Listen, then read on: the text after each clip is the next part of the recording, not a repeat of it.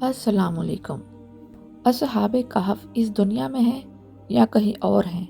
सूरह अल कहफ में है कि सूरज गार के दाहिनी तरफ से हटा रहता है, यानी सूरज की शुआएं उसके ऊपर नहीं पड़ती, और जब वो डूबता है तो इसके बाईं तरफ से कतराता हुआ जाता है और वो उसके मैदान में है। इसके किस तरफ मर्जी आप गार का दहाना कर लें, इधर कर लें, इधर कर लें, इधर से भी एंटर हो सकते हैं, ठीक है, इधर से भी एंटर हो सकते हैं गार में, और इधर से भी, और चौथी तरफ से, ठीक है, समझ लें, इधर से एंटर हो सकते हैं। अब आयत पढ़ें आप, वाकया क्या हो रहा है इधर, ये वाली आयत दोबारा पढ़ें।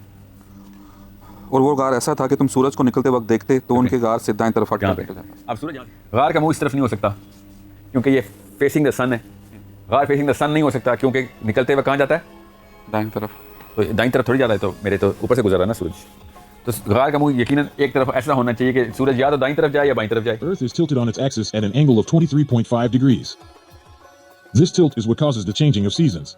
ज़मीन हमेशा झुकी हुई चलती है, वो बिल्कुल स्ट्रेट नहीं चक्कर काटती। पूरी दुनिया में सिवाय हवाई के सूरज कभी भी सर के ऊपर से नहीं गुजरता था। अगर तुम उसको देखते तो गार की दाईं तरफ से सिरकता हुआ निकल जाता सूरज, सूरज की किरणें नहीं, सूरज।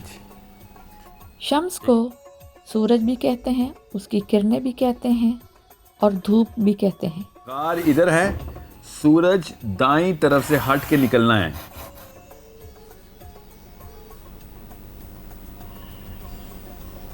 दुनिया में ऐसा स्ट्रक्चर आप बना ही नहीं सकते इस फ्लैट अर्थ पे, सिवाय एक ऑप्शन के। मैं आता हूँ उस ऑप्शन पे।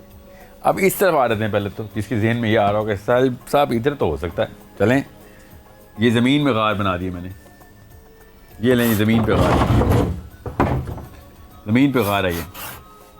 सूरज कहीं ना कहीं से तो निकलेगा, जैसे ही सूरज निकलेगा तो ये ज़मीन की गार ऊपर की तरफ खुलती है, तो सूरज दाईं तरफ से नहीं निकल सकता क्योंकि अब वो फेसिंग द स्काई हो गया है। दाईं तरफ से निकालने के लिए सूरज को इधर से या इधर से गुजारने के लिए वो एंगल ही गलत है कि हम आसमान की तरफ सूरज निकल रहा है, तो मैं गार की बजाय गार से निकले हुए बंदे की दाईं तरफ या बाईं तरफ बनानी पड़ेगी। तो समझ लें हम उसकी बना रहे हैं यहाँ पे।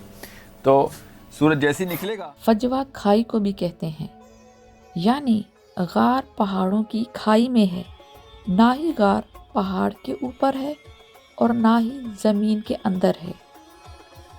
तफसीर मजहरी के मुताबिक अमीर मुआविया रोम की फ़तह के लिए जा रहे थे तो उन्हें रास्ते में असहाबे कहफ की गार नज़र आई, और जब उन्होंने गार में जाना चाहा तो हज़रत इब्ने अब्बास ने उन्हें रोका, जो आपसे बेहतर थे उन्हें भी गार में जाने से रोक दिया गया।